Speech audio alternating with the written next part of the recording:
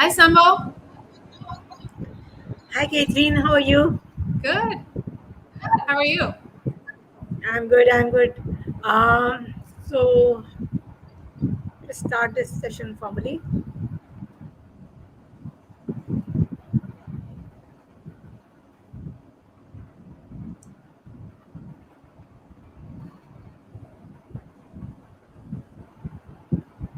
Hi, everyone. Hello. Odetta is live today again. So let me take this opportunity to wish happy birthday to Odetta. It's Odetta's fourth birthday, and we are very happy here. And you can see the glow on our faces. And we have been celebrating it in our internal meetings. And this time we take this opportunity to question our captain of the ship, the CEO, Katharine Wolf. So in some time, I'll just start, we'll be asking her the questions about the journey and how audit actually happened. So, Katharine, hi. Hi, Sambo. How are you? I'm good. I'm good. So should I start questioning the questions from you? So you should know how Yeah, we did you can. We can. get I this? should also say in this session, this is one of the first ones we've done that kind of like this. So this is good. And then Symbol is one of our hosts for our Meet the QCs, which is an internal session we do once a month for all of our Odettans, and she really sets the stage and helps keep everyone happy. And we had someone who was going to do this interview who fell sick, and so Symbol jumped in an hour or two ago. So thank you so much for doing it. And I'm happy to be here. No, I'm happy to be with Odetta. It has been 2 years since I joined, but I'm really, really happy, and I can't be more thankful to Odetta how it has transformed me as a person and as a mother. And Katharine knows all about it. So, Amazing. Katharine, so my first question, Katharine. Ketan, how does it feel to see Odetta grow and celebrate its fourth birthday? Are you nervous? Are you excited? And did you manifest this in the initial days of Odetta when it started off? Yeah, I think so. We turned 4 last Tuesday, which is amazing. And I think every birthday, with Odetta, there's different set of emotions. In the early days, it was more survival, and so the emotions were more from that spot. I think now we're very much, or at least how I'm feeling, is very grateful, and probably the term is kind of grounded on our fourth birthday. Um, the feeling behind it is also it's so amazing, and what kind of like a privilege to have this kind of idea that you have and then have it go into the world. That's so incredible. And for me, at least, Odetta is definitely kind of like really this like sense of purpose, and a really authentic thing that I wanted to do or build. And so I really like the book The Alchemist, Paulo Coelho, and I remember reading it in my early 20s, and kind of the thesis is that kind of when you connect with your purpose, the universe will collide and make all of these things happen. And yeah, Odetta is kind of like that for me, where we just have all of these helpers who show up, kind of along the journey and help make Odetta grow. There have been thousands of people who've helped me, hundreds of people who've joined the company. So that's amazing. I think the early years were very much, could we do this? And like, what were we doing, and what did that look like? Um, and we got past our survival mode, I would say, at the end of year two. Yeah, the early first 2 years are kind of survival mode. And then, so now my emotion is more about excitement, and rather than anything around nervousness. I have a sense now that things will just kind of turn out as they are. And so there will be highs and lows. But, like we'll be able to figure everything out. And I didn't really know much about this term manifest until like 6 months ago, 12 months ago, when I spent some time in Costa Rica, and a lot of people were talking about manifesting things. And so when I learned what that was, I realized, yeah, I think like in the best possible definition of that word, Odetta has been manifested by me and all of the Odettans and all of the people who've helped us. That's great. It's been great to learn about how you have come all this way from all thinking about Odetta and now celebrating its fourth birthday. So now my second question would be, how did you figure out what roles to fill in the early days? What traits were necessary to become an Odettan? And any advice for the entrepreneurs on the kind of people to hire? Yeah. I don't think I thought about this before, but I realize now that I did a good job picking people who were loyal to the company and to the idea, to the mission. And that's actually been really helpful, because when you're building a company, it's a really long journey and there's all these different phases and people will go in and out for different phases. But if everyone kind of leaves after the first 9 months or 18 months, I think it's really hard to build a company. And so we did a good job finding people who were who would join us from the beginning, and many of them are still here.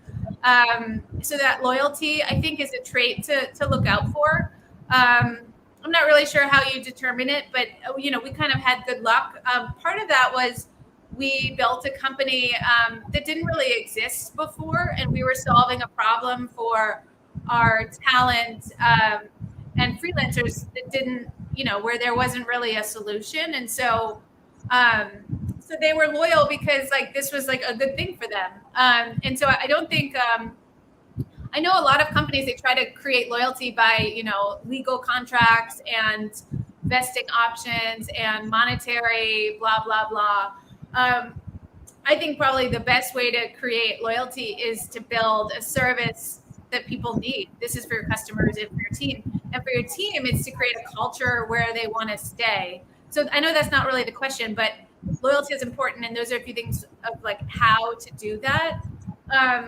What roles to fill in the early days? So we weren't that fancy. We kind of had certain things that needed to get done. And then each time we needed an additional role, we would wait for a little while and then we would kind of like build that role.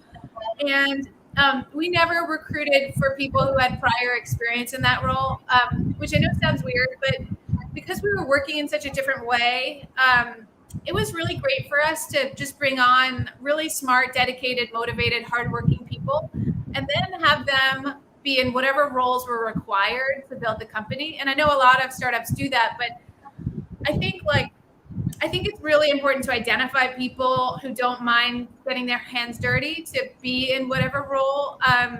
And they're not necessarily only about optimizing their particular learning in one skill set, because in the early days, while you may have this kind of ambitious mission around, a company in STEM, and even as a CEO, most of the day, like I'm like, building Excel files and I'm doing data entry and I'm motivating people and I don't mind. And over time we build automation systems and processes. I'm not scared and kind of like all of our team is not scared to do like the kind of like the dirty, grimy, lower tiered administrative work that is part of building every company. So that would be my advice to entrepreneurs, is to look for those people. Often they've had service experience. Many of them are teachers. Many of them have been curious, AKA they've gone for higher education and something that interests them. Often some sort of mission orientation or kind of like a varied background. And I think I say that important, like kind of like stressing this, because I think a lot of recruiters in particular will look for someone who has done that role before. And I would challenge that, because I think that you want a group of people who are going to grow with the company and the type of work you do. Yeah, I mean, then you're certain people are going to gravitate toward different types of work. So that's how I would think about it. That's great that you have taken you have so much faith on us, and I am also really grateful about that. Thank you, Katharine. So my next question would be, you have mentioned on numerous occasions that sales is one of the toughest part of leading a startup. Uh, do business school and a prestigious MBA help with that? How did Odetta get its first client? Right. This is so funny. And I think hopefully this has changed. I did my MBA and I didn't learn sales, nor was there any discussion around sales at my MBA. I think that's pretty common. There's a sense that, sales is, I don't know whether it's like considered like physical work or it's not considered as strategic or whatnot. But the truth is that if there was one skill I could kind of like provide to any human when they are like 9, 10, 11, like a boot camp, it would be to get over that fear of rejection. And that's what sales is. And sales is, it isn't like this kind of what a lot of people think sales is. Like, I think that when I think about sales is it's kind of the power of influence. Certainly there's a kind of a process around it, but it's the art of getting someone to kind of like trust you and move forward in a process. And it's challenging because oftentimes you're just cold calling people who have other interests and they don't want to hear about kind of like what you have to say or what you have to sell. And so I think that, the best experience for anyone who wants to start a company or just in general in life is to go join as a volunteer, like a political organization or a volunteer organization. And these are the people that are walking down the street and they're trying to stop you with a clipboard. And not to say that I'm the nicest person to these people, because I find it really annoying to be stopped with a clipboard. But I do always smile at them because I'm like, you're getting amazing experience. It's the guy or woman who goes into the subway and asks for money. That's sales. It is, kind of the person walking around the Paris streets, kind of like asking for help. It is the person calling, spamming your phone to get you to, act politically. Soul wrenching work. But if you do 6 months of that as a volunteer, so you don't have to get hired, literally volunteer your time, that'll teach you. And I did this at one of my companies, not as much as I should have, because I think I was still scared back then. But it'll teach you to be less scared of rejection, and that's really valuable. And so from that, a few of the things that I do now in my everyday life, if there's something that I want, like very basic, like let's say I ordered a cappuccino at a store and I forgot to say decaf, but I really want decaf. So the old me would just accept the cappuccino and be like, oh, that was my fault. It was my fault. But now, so if it's something uncomfortable, I will ask. So I will say, I'm so sorry, but I really wanted a decaf. Is that okay? Or I'll say, I want to buy two jeans. Even if it's a traditional store, I'll go in and say, hey, if I buy these 2 jeans, can I get a discount? It's kind of like, and I have friends who do this they're always calling their credit card companies and they're getting limits increased, or they're getting discounts, or anytime you go into a website and you sign up for something, you can always like decline the subscription. So you can kind of like get out of it and then it'll give you a better discount. So like, it's that type of mentality that is helpful, not necessarily to achieve those many goals, but it helps you with building like anything, like building a company or identifying your purpose and then going after it. You have to be not scared to ask. And when I was first starting Odetta, this was interesting. I started sending personal emails out to kind of people that I knew who I thought could maybe hire us or help us. And I felt pretty uncomfortable about it, especially when those emails started to become like we would put them through an automation. And so they were no longer personal. So I every day have hundreds of people that through my email are receiving a request for help from me. Like, that's pretty terrifying. Sometimes it's even like people asking my siblings or family friends or people I've worked with because like they get in our database somehow. And I was so nervous about that in the beginning. Like, I just felt like I was this kind of like spammer. And a friend of mine from my MBA actually was like, you know what, Katharine, like, you're giving these people an opportunity to be part of something that you believe in. And if they want to, they will give you their time. And if not, then they will not. And so that was really helpful advice. I think it's always better to just ask And I wish MBA programs taught this. And how did we get our first client? So same way, when we started the company, I posted, I think it was on my Facebook page about that, kind of like the high level idea. And Justin from college, Middlebury College, who I hadn't spoken to in years, sent us our first lead generation project. And we didn't really even know what our use case was going to be. We're still doing lead generation. So thanks to Justin. So he really took he took a leap of faith and hired a Rouge to do his lead gen. And that was awesome. And that's how we got our first client. And ever since now, I mean, we have almost 375 tech clients, like a lot of super well-known names, Google, others that I can't remember whether I can say their names or not. Those have all been from B2B sales. So I think it's an amazing way to build a company. That's great to know how Odetta has just flourished from first client to this stage where I am interviewing for the fourth year. So my fourth question would be, Odetta has been bootstrapped. When did you decide to bootstrap Odetta?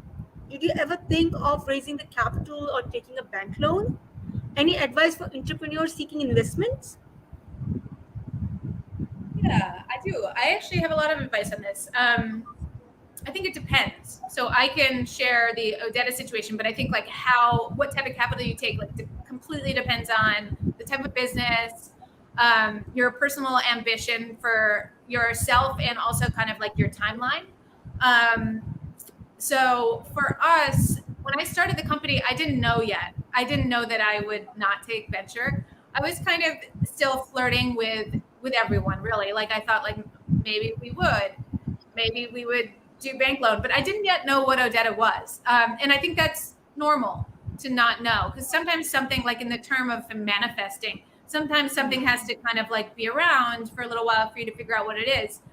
Other founders are like much more predetermined. They have an idea, they want to turn it into $1 billion company, and like that's their ambition. And so they want to go to Y Combinator, and that's great if you kind of know, but challenge that, I would say, as a founder, because maybe you're only doing that because that's what people told you to do. So I was already nuanced in my understanding to try to understand kind of like to challenge some of those conventions, mostly because I didn't love my prior experience with Silicon Valley investors. That said, I was still engaging with a ton of investors at month 0 through month 9.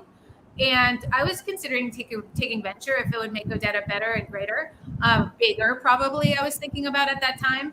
And I was at that point when I was about to do term sheets, there were a few firms that I was speaking to that I trusted.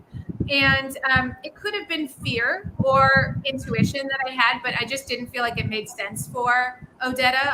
I just didn't want to proceed. And so I think as a founder, it's really important to listen to that. When you start to have that kind of like uncomfortableness, it isn't always that doesn't always mean like you should move forward, because you should have experience discomfort.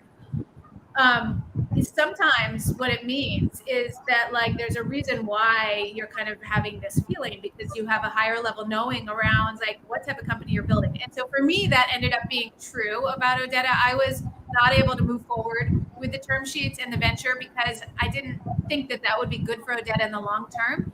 And I think one of our major reasons was around control, that we wanted to control the destiny of Odetta. And there was, we didn't necessarily like the setup, kind of the power setup of the venture capital model, where it is, it's going to build a major company, but a lot of times it is around the optimization of the wealth of the VCs and the founders. And so that didn't make so much sense for the Odetta perspective. And also, we didn't want to go out and like build a lot of massive tech. And so kind of like thinking through that as a founder, I kind of deferred and declined. And I think that was one of the best decisions we've ever made. Speaking to other entrepreneurs seeking investment, if you can keep your company, as in cap table, to be yourself and your team, especially in the early days, that's so amazing because it gives you leverage power later on. So you can build your revenue. We've raised we've earned more revenue than we would have ever raised by now. And that's great. And so we still own the company. And anytime we want to raise capital, venture capital, if we wanted to do that right now, we could raise. And that's because we've shown traction. And I think fundraising is incredibly distracting, especially if you have a small, tiny team. So you have to be very kind of like, I would say, make sure that that's the right route for you. I wouldn't do that with any sort of ambivalence. I would personally focus on revenue generation if you have a model where you can, and then defer until you have great numbers and then go out and raise, because it's no longer about proving, it's no longer about an idea. A lot of founders can raise the most money right in the early days where it's just an idea. So they'll get a bunch of people who think they're smart and give them money. But then it's that second and third round that is very challenging for them because they haven't proven the traction. And at that point, that's when the company either fails, falters, founder gets kicked out, something happens, down round, whatever. So yeah, that's my own perspective. Great, great to know that how it came from bootstrapping, and we have considered everything. So the next thing that I would like to know is from you, Katharine, is starting a company from scratch is a very hard work. Infinite sleepless nights and always being on your toes to grab on the opportunity that comes in your way. How do you stay productive with such a hectic and sometimes unpredictable schedule? Yeah. So this is interesting. I mean, I don't know if my reply would be relevant for others. Like, I'm not sure many people would agree with this, but maybe they would. I think a lot of that stuff, like infinite sleepless nights, is like completely non-productive.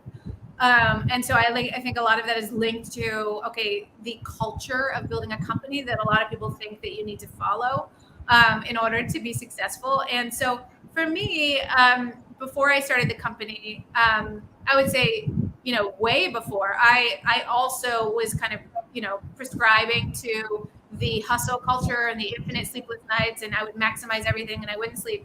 And something happened like before I started the company where I just shifted that perspective and started optimizing sleep.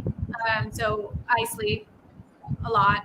And that is how I'm able to do my job well.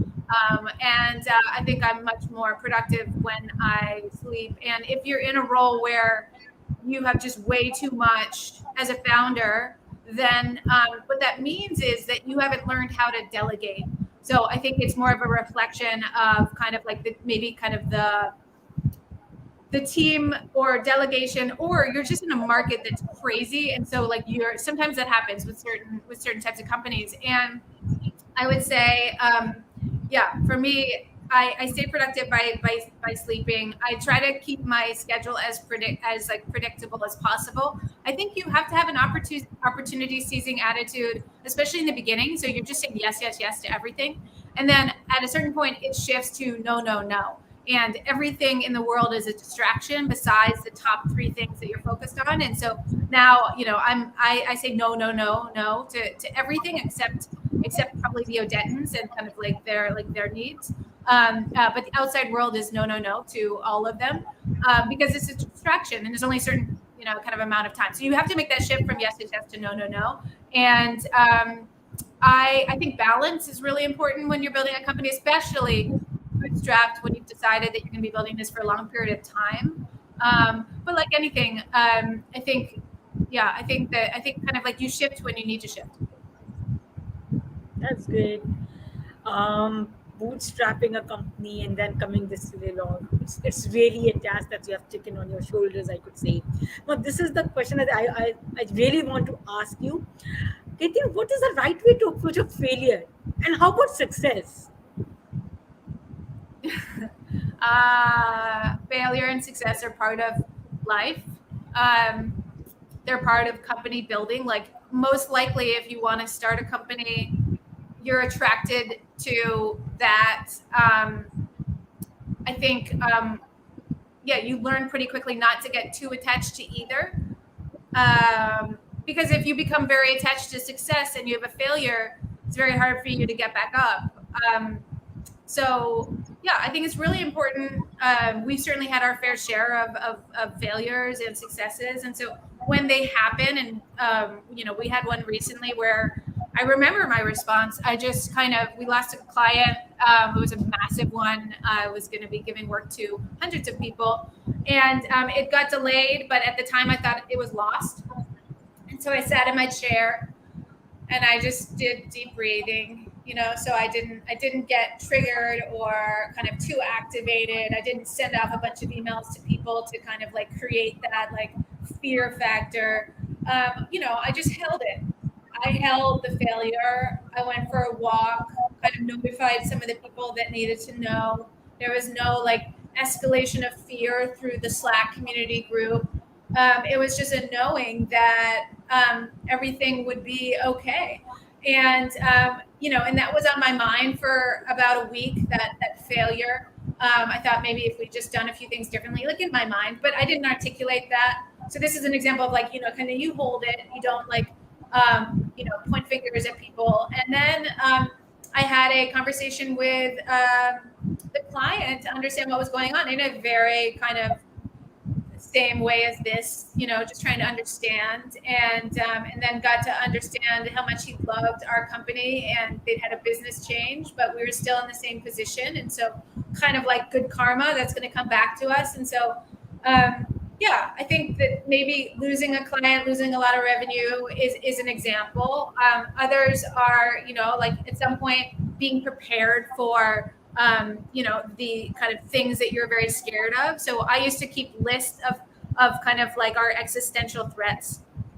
I have them written down from different stages of the companies of like, if this happens, we may lose our company. And then I would just get comfortable with it. And I would say, okay, if this happens, this isn't so bad because this will raise awareness of this issue, and then we'll treat it that way. And so I think that's like a lot of stoicism, which is like you're just like have the fears around the failure, be aware of them.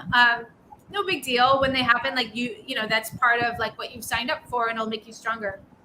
One other thing that is really important that I didn't always do it in my last job at my last company was celebrating the people along the way. Like really just taking the moment to be like, thank you for being part of this, and I love you so much. And I'm so grateful that we are walking through the same, kind of room or experiencing the same thing, because the destination is really not the goal. That will change.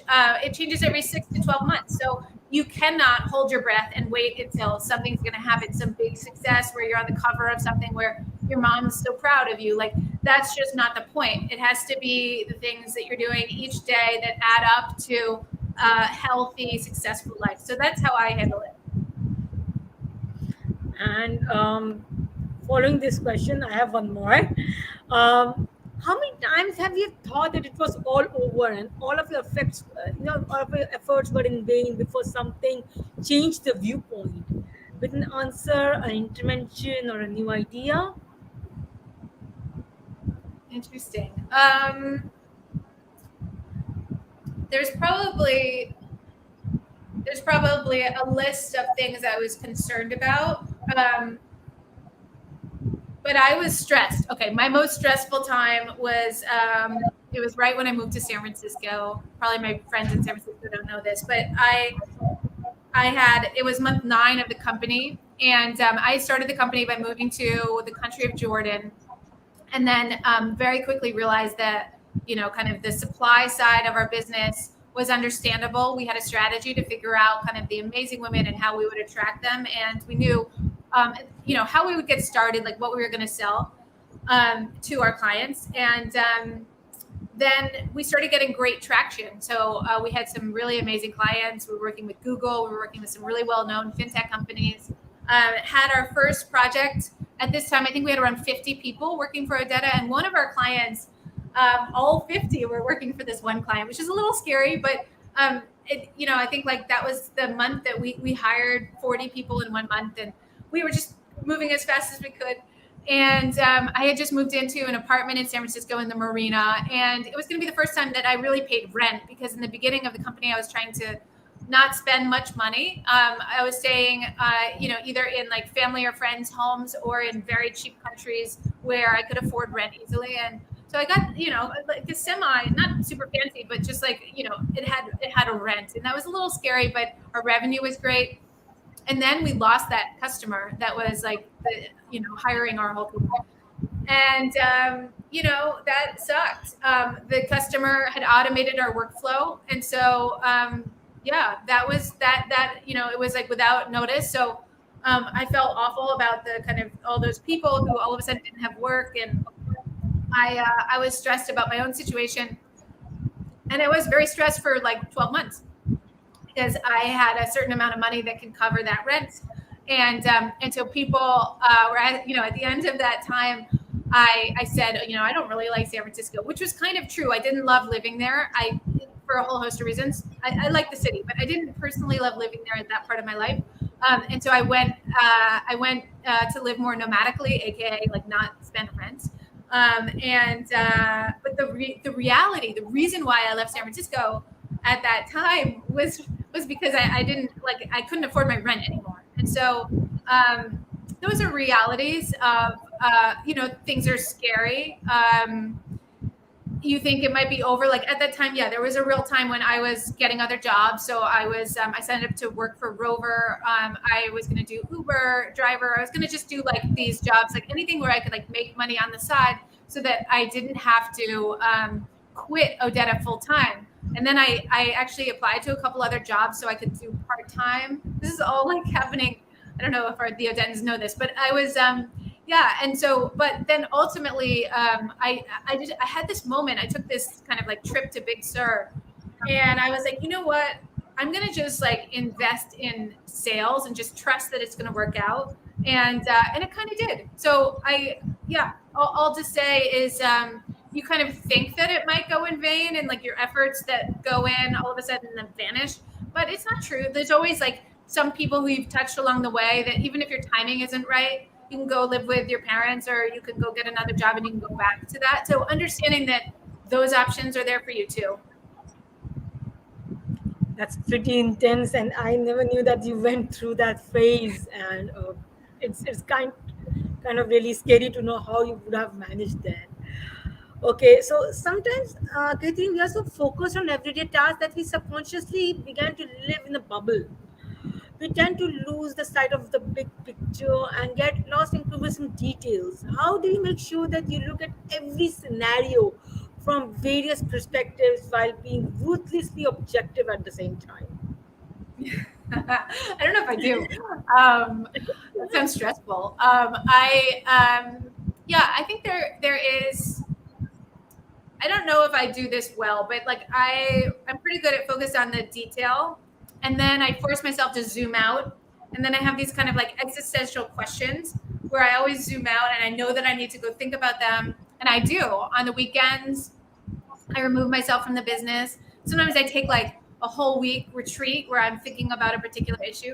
And it's, the funniest thing with those questions it's like I have to think like, okay, like I need to figure out the answer to this question. And then I always come back with the same answer.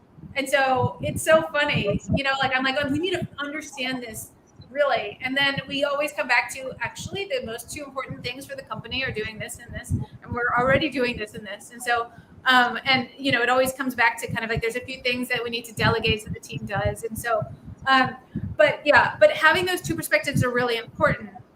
Like being able to zoom in on the detail and get on a phone call with the team and kind of go into like the narrow detail oriented. I think that at least in the way that I've built Odetta or structured it, which is like a very kind of flat organization where a bunch of people are asked to take a lot of ownership and run with things.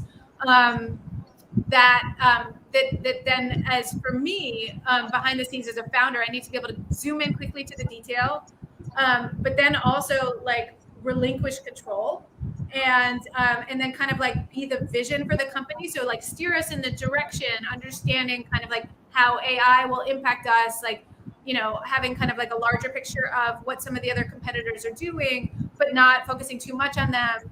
And then you're really trying to figure out what is our differentiation. And so it's important to go in and out. And the best format I do are kind of like these mini retreats and then a ton of journaling.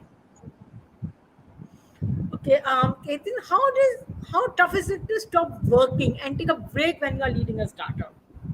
You have taken break twice during the journey of Odetta until now, what I know, and your team has managed everything during this time. How important is it to trust your team, and any secrets to such a trustworthy and reliable team?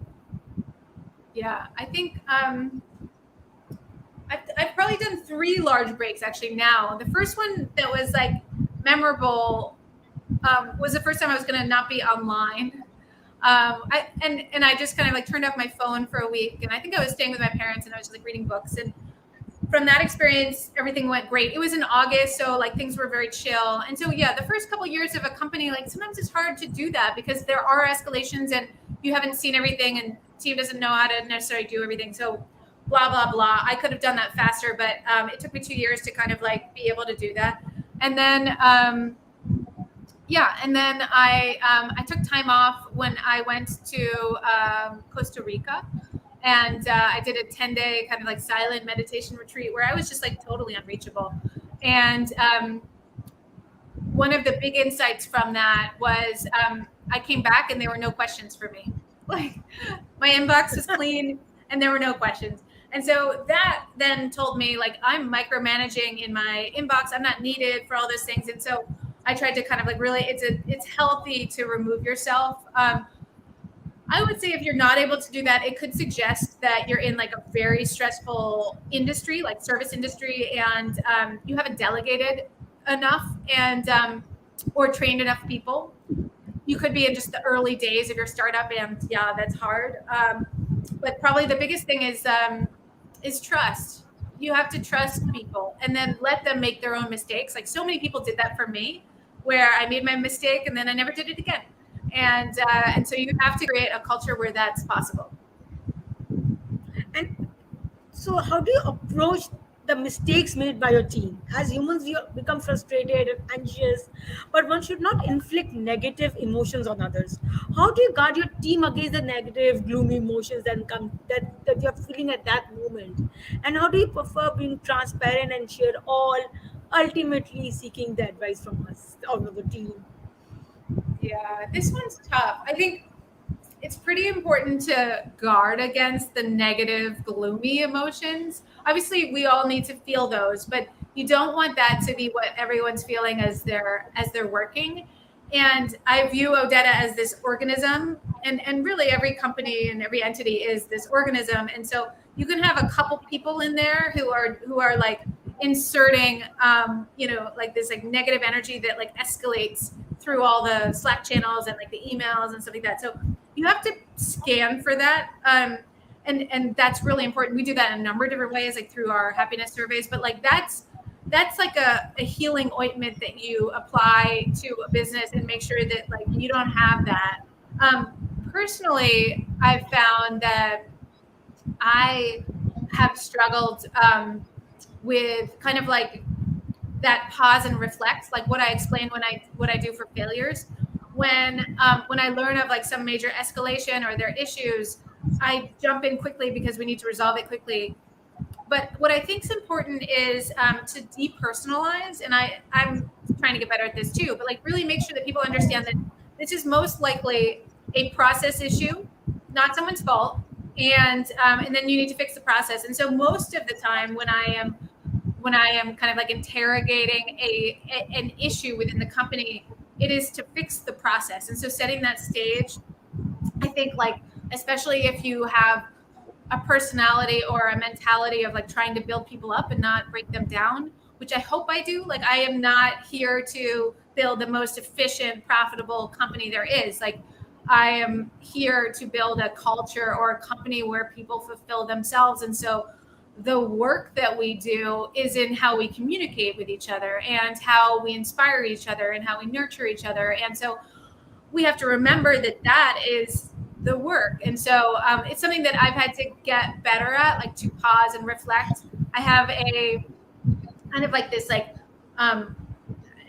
tendency to try teach or train someone when I've just discovered something that's happened that's bad.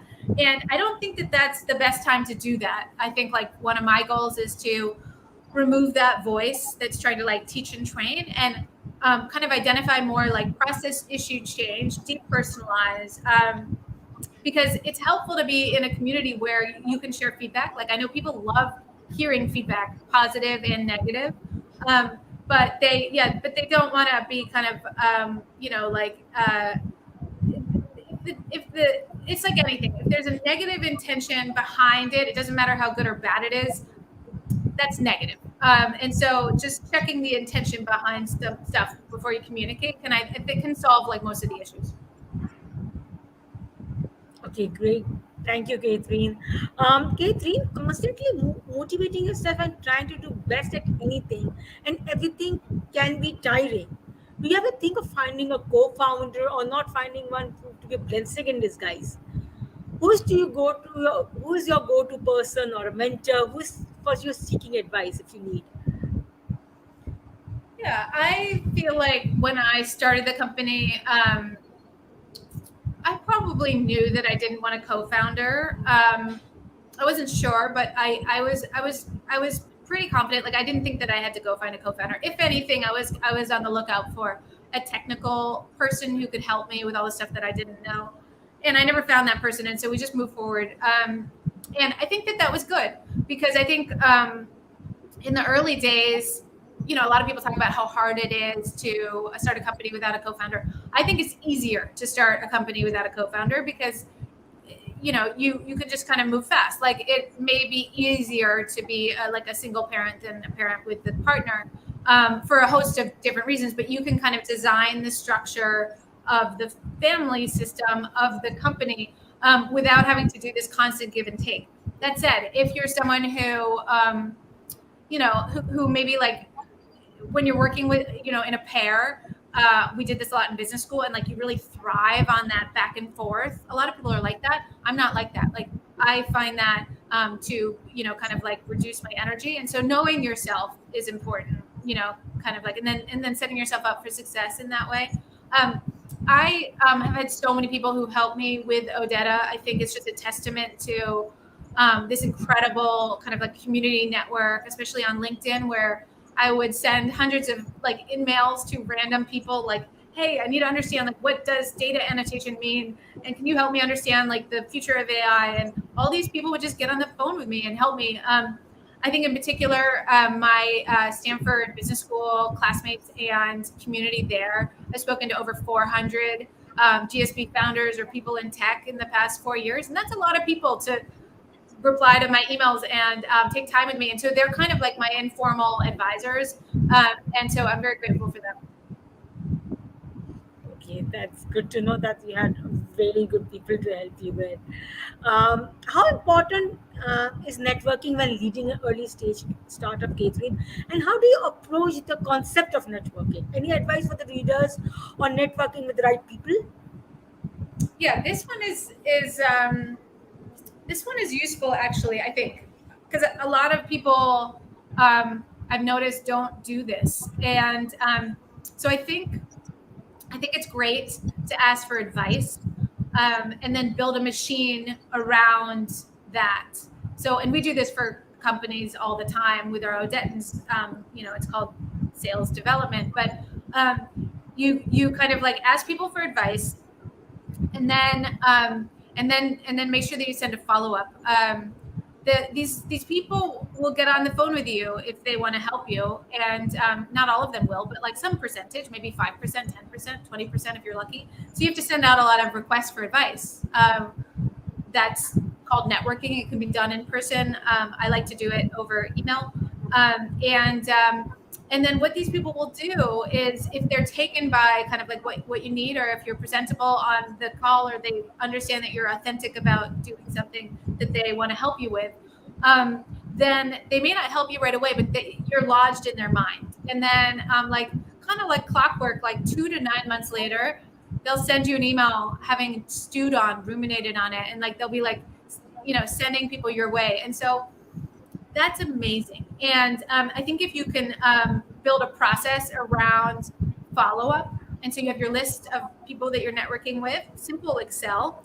And then you have a process for sending them a follow-up, because most people never send the follow-up. Like, they go to the event, the female founder event, and they're there. And then they don't send a LinkedIn to follow up with the people that they met. And they certainly then don't get on a call with those people. And then they don't add them to the newsletter of the thing that they're working on. And then they don't do a check-in with them 1 month. Like, those are all lost opportunities. So that's what I do. Okay, great. Katharine, there are Odettians who have built startups with other Odettians. How do you feel? How does it feel that you have motivated and inspired and provided a network of people to connect and work together on things they believe are so important to them? I think it's amazing. I know that we have 2 companies that have come out of Odettians, and I think it's amazing. Very happy. Okay. And how encouraging or demotivating is the presence or the lack of media spotlight? We did a ranking higher in Forbes twice. That is, I remember America's Best Startup Employer 2021 and 2022. Change, did it change people's perspective of Odetta or presented you the more opportunities for scaling and potential investments?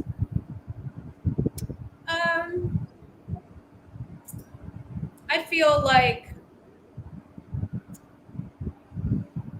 I have a nuanced approach to press that actually has changed a little bit now, because I feel like we're ready to speak our truth and we know who we are, and so we're going to be kind of like sharing ourselves more, but from a very authentic way. I think a lot of founders place the cart before the horse when it comes to press, and I speak from personal experience. I was involved in a healthcare tech company many years ago, and I had no idea how to build a company. And I was really focused on awareness, marketing, being in the magazines, like getting onto whatever it was, like those are the things that I was actually thinking about, because I thought that would help our company. But we'd never had a product. We didn't have a service. We weren't helping people. We didn't know how to help people. And yet I was focused on marketing, which I think is like really misguided. And I feel a lot of shame for how I was as that person running around trying to get a lot of press for something that hadn't helped anyone and couldn't help them anyways. And so from that, I joined a company that was led by these like super humble founders who were like very different from a lot of the other tech founders that I'd met. This is at a company called Behalf, and they were just so not about the press, and it had nothing to do with their ego, and they were very much behind the scenes wanting the company to survive. And from that I really learned, like, oh wow, like that's so much better. Why not just like focus on being successful and having your customers tell the world about you, or your employees, or your freelancers. And so the only reason why I've made any deal around Forbes is that it's one of like the only ranking systems that is not paid for. Most of the other ranking systems, I get emails for them.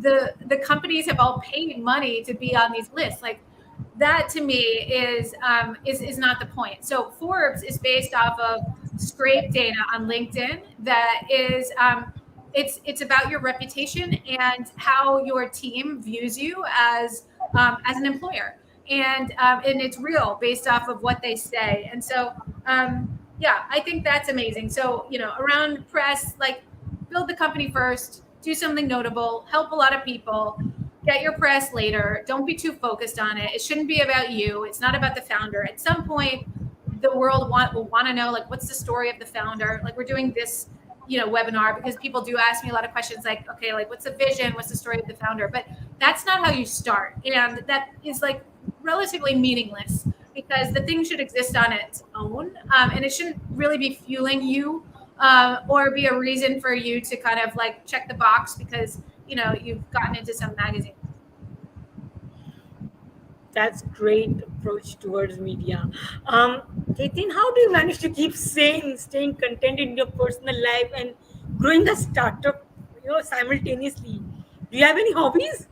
I would like to know. Yeah, I do. I mean, I think my career, you could call it, is Odetta.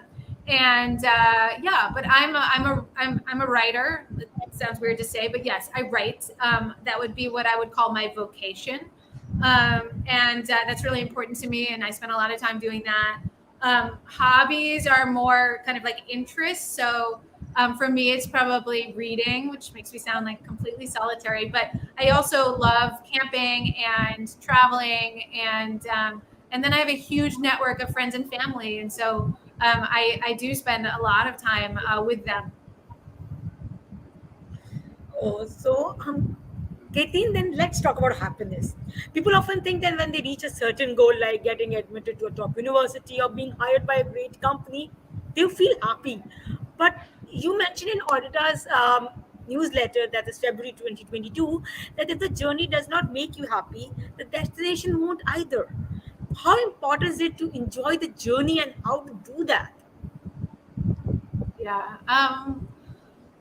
I think I think it's really important to kind of like enjoy your journey, be in the present, enjoy what you're doing. Because if you're not enjoying your day to day, I don't think you will be happy later. And I hope people are aware of that. That's certainly something that I've noticed.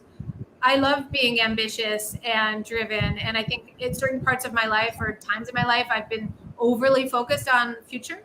But it's good to have like a little bit of future focus. But I think you may end up with some regrets about how fast it all went. And probably one way to enjoy the journey more is to do things so that you're more in the present. So things like journaling, things like mindfulness, things like kind of like really slowing things down, so that you can kind of be happy along the way. And that it isn't all gonna at some point, like what's the purpose or meaning of it at the end if you haven't really been present for the path toward that. Okay, Catherine, are you a spiritual person? And if yes, how does it affect the way you deal with everyday matters? Yes. Yes. So yeah, spiritual, and then maybe we'll close this out. But I consider myself spiritual. I think I've built a stronger spiritual practice while I've been building Odetta. I don't think it was something that I was really aware of or involved in before. For me, kind of spirituality, and it's interesting saying this, we have a community of women that practice many different religions. And, for me, a lot of my spirituality really comes, it consists in this kind of like journaling, being in nature, breath work, reading, like original sources, meditation, ceremonies.